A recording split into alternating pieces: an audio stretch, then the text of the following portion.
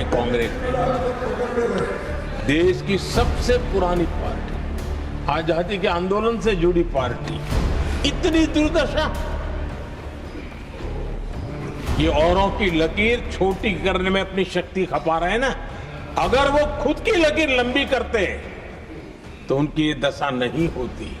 और मैं बिना मांगे एडवाइस दे रहा हूं, आप अपनी लकीर लंबी करने में मेहनत कीजिए, सोचिए, तो कभी न कभी देश आपको भी ये 10 मीटर दूर यहाँ आने का अवसर देगी। राज्यसभा में गुरुवार को जब पीएम मोदी ने राष्ट्रपति के अभिभाषण पर धन्यवाद प्रस्ताव पर जवाब दिया तो ये चुटीला अंदाज किसके लिए था समझना मुश्किल नहीं है।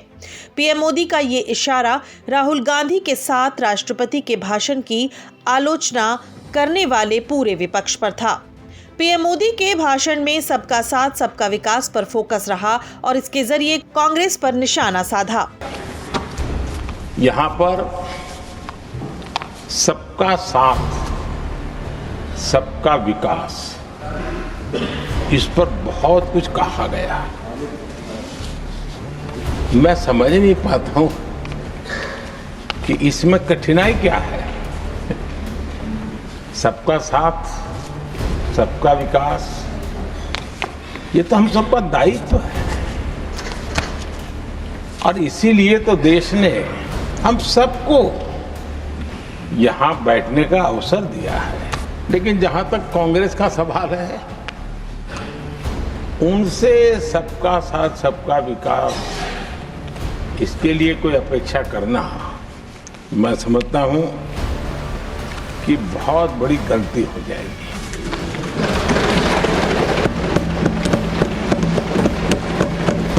ये उनकी सोच के बाहर है, उनकी समझ के भी बाहर है और उनके रोड मैप में भी ये सूट नहीं करता है, क्योंकि वो इतना बड़ा दल एक परिवार को समर्पित हो गया है। उसके लिए सबका साथ सबका विकास संभव ही नहीं। कांग्रेस ने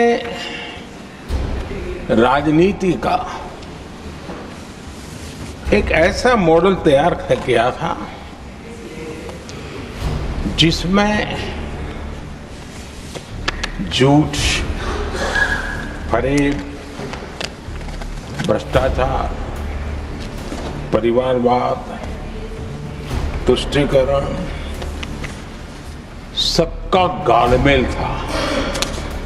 जहां सबका गालमेल हो वहां सबका साथ हो ही नहीं सकता। पीएम मोदी ने राज्यसभा में करीब 92 मिनट का भाषण दिया। पीएम मोदी ने अपने भाषण में इस मुद्दे को भी उठाया जो संसद के शीतकालीन सत्र में भी खूब गूंजा था, मुद्दा बाबा साहेब अम्बेडकर के सम्मान का।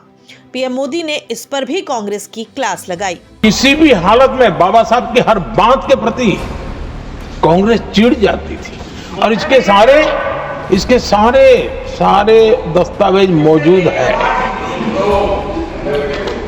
और इस गुस्से को दो बार बाबा साहब को चुनाव में पराजित करने के लिए क्या कुछ नहीं किया गया।